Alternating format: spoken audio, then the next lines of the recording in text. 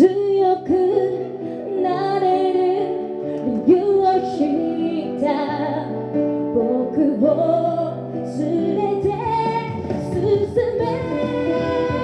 来点尖叫声！马豆精彩歌声，互现场气氛还到上高潮。我的心中来不雪的人，像张粉红色的灯。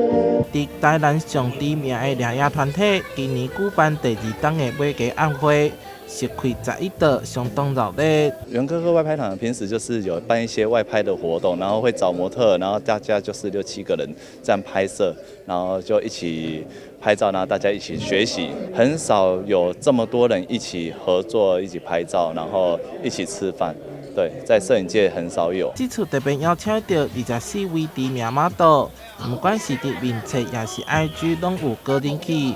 主办单位伫会中更精心安排各团现场演奏，主办人黄静元也聊落去。因为摄影界很多小团体，那我希望说，这个其实要大家互相学习，就是说大家就是可以互相分享，然后去互相的学习这样。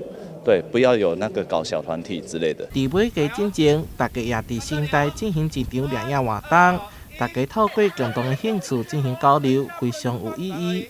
这场活动也受到不少人热烈回响。主办单位感谢来到现场参与的掠野师以外，也表示新的一档也爱请大家继续支持收听。台南新闻出版采访报道。